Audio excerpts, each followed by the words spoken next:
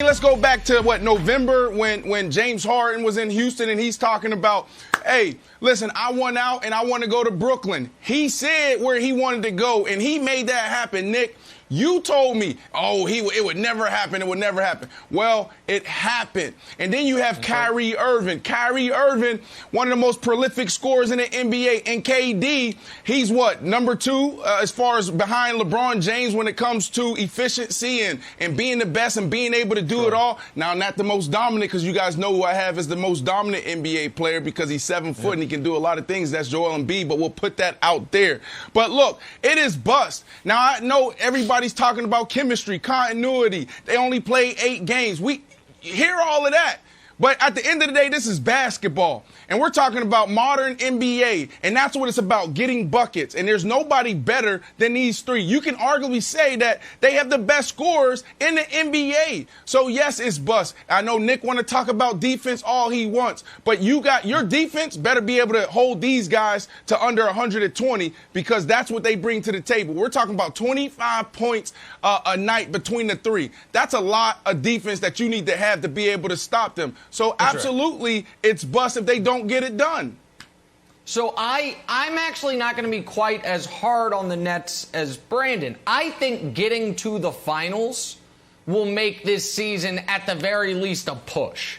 I think if they get to the finals and lose to the GOAT, that happens. It happened to a 73-win team. It's happened Jordan's to a team coming back in San Antonio with 4 Hall of Famers. Stop it. Don't discredit yourself. It happened to a team in Oklahoma City with 3 MVPs. Like a lot of all-time great teams get to the finals and get dispatched by LeBron. So I think if they get to the finals, it is a success. I think if they come up short of the finals, it is definitely a bust.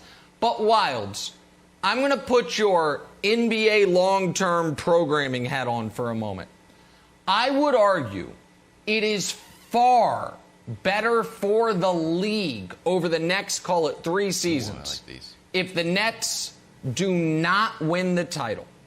So think of the 2 most recent super teams prior to Brooklyn. The one with LeBron in Miami and when KD went to the Warriors. Which was more interesting, intriguing, and had more drama? Without a shadow of a doubt, Miami's LeBron team. Why? Because they lost. Because it didn't feel like it felt like it was going to be a given when they did not 6, not 7, not 8. But once LeBron had his bad moments and they lose in year 1, then all of a sudden, year 2 is wildly exciting because if they lose again, it's a total failure. That leads to LeBron's Game 6 in Boston. Then the next year, it's like, okay, you won 1 title, you promised multiple, now you've got to at least repeat, and it leads to the Ray Allen shot and then LeBron's 37 points in Game 7. Year 3, can you three-peat? No, you can't. They break it up. The Warriors, they roll through everyone year 1, and then year 2, the 2018 season, it felt like all we were talking about was free agency. Like it's like the season didn't matter. So if you're the league, if you're a fan of a team, if you're a fan of Toronto, and you're like, my team's out of it anyway, I feel like it's better for the Nets to have a real piece of adversity this season because it makes the upcoming season so much more interesting. Because if I'm wrong about them, and they just crush everyone. They just win these playoff games. Defense don't matter. 135, 120 on the strength of KD, Harden, and Kyrie. All of a sudden, you're like, well, what's going to, like, unless Steph does leave the Warriors and joins the Lakers, like, how's anyone going to beat them? So I think it's better for the league if they don't win the championship. It's definitely better for the league if they don't win. Definitely better. And although it would be great to get them to the finals, so you had the best scenario is Lakers-Nets in the finals.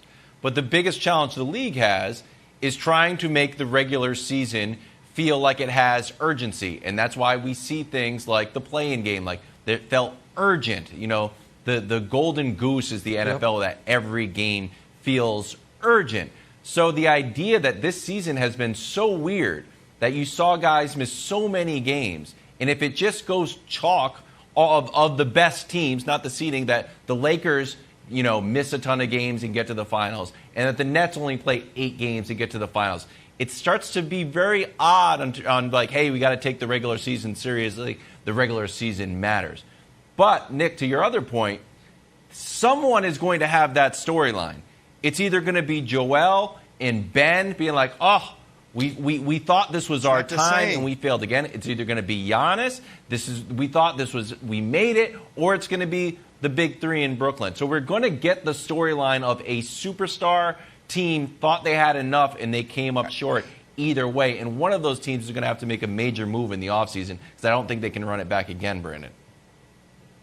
Yeah, but wow, it's not the same impact, though. You know, I get what you're saying, but, you know, these three together, I mean, that's the storyline. So what you guys are saying, it will make it more interesting next year. But also the flip side of it, if those boys go out and they run the playoffs and they win, that's all we're going to be talking about next year is who's going to beat them. So it's also going to be good for the league if they go out there and win, and they have the opportunity to do that.